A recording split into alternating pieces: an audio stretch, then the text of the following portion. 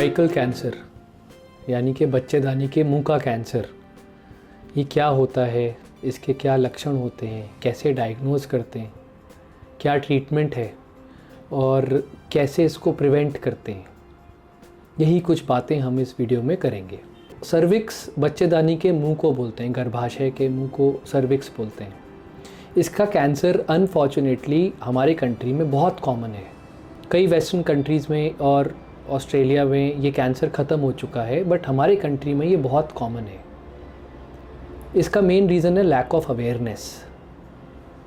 सो symptoms cervical cancer के होते हैं एबनॉर्मल ब्लीडिंग। लेडीज़ को यूजुअली 40 या 45 के बाद ये कैंसर होता है।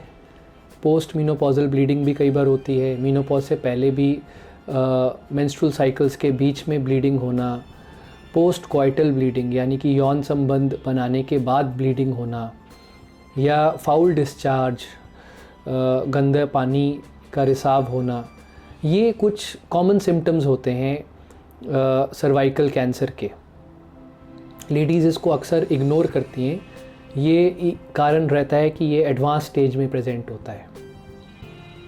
इसका डायग्नोसिस करने के लिए बहुत ही सिंपल सी एक टेक्निक होती है, उसको बोलते हैं बायोप्सी, कोल्पोस्कोपिक बायोप्सी यानी कि एक छोटा सा एंडोस्कोप डाल के बायोप्सी, या नेकेड आई बायोप्सी, पंच बायोप्सी की जा सकती है टू डायग्नोज।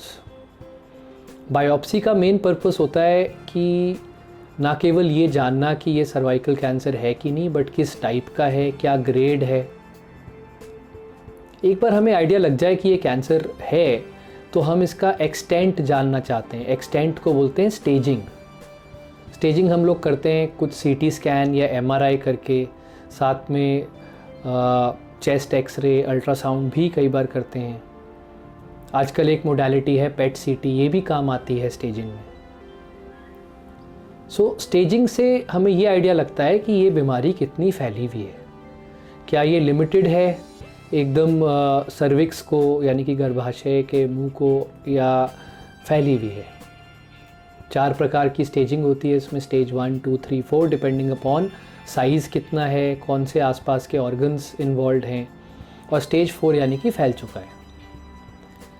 अर्ली स्टेज में ट्रीटमेंट मोडालिटी सर्वाइकल कैंसर की होती है सर्जरी स्टेज 1 में।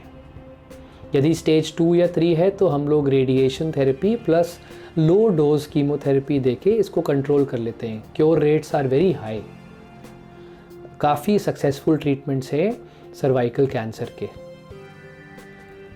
अगर ये अनफॉर्चुनेटली फैल चुका है या वापस आया और फैल गया है तो ट्रीटमेंट मोडालिटी में कुछ दवाइयाँ दी जाती हैं, जैसे कि कीमोथेरेपीज़, टारगेटेड थेरेपीज़ दी जाती हैं। टारगेटेड थेरेपी का मतलब होता है वो दवाइयाँ जो सिर्फ कैंसर को किल कर रही हैं, नॉर्मल सेल्स को नहीं कर रही। टारगेटेड थेरेपीज़ में एक दवाई होती है बेवसीजुमैब, वो देते हैं। एक आजकल इम्यूनोथेरेपी का भी कुछ रोल आ गया है सर्वाइकल कैंसर में। तो अलग अलग किस्म की दवाइयाँ हैं फॉर स्टेज 4 सर्वाइकल कैंसर।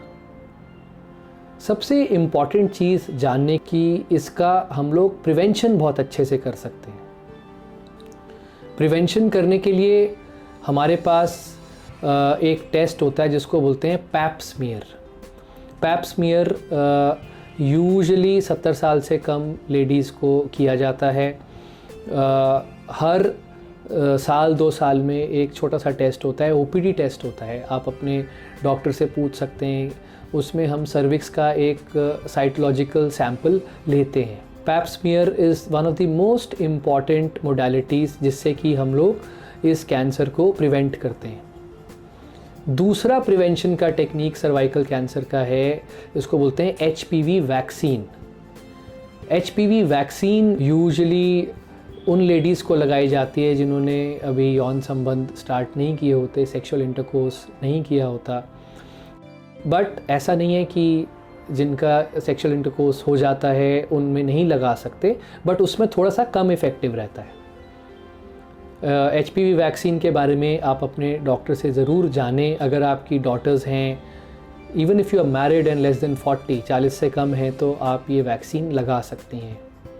2 या 3 डोजेज़ होती हैं 0 मंथ पे, 2 महीने पे, तीसरी डोज ऑप्शनल होती है 6 महीने पे। वो आपको डॉक्टर्स इसके बारे में बेटर बताएंगे। एक तीसरा तरीका है इस सर्वाइकल कैंसर को प्रिवेंट करने का, वो है पोस्ट कोइटल वॉशिंग, यानी कि सेक्सुअल इंटरकोर्स या यौन संबंध बनाने के बाद अगर हम अपने जेनिटेलिया को इमीडिएटली वाटर से साफ़ कर लें, वो भी एक बहुत कारगर तरीका है इस बीमारी को प्रिवेंट करने का। तो सिंपल तरीके हैं, अवेयरनेस सबसे ज़रूरी है। Cervical cancers one of the few cancers हैं जिसमें कि प्रिवेंशन काफ़ी सक्सेसफुल है, और यदि हम इन सिम्टम्स पे ध्यान दें तो अर्ली स्टेज में ट्रीटमेंट्स भी काफ़ी सक्सेसफुल हैं।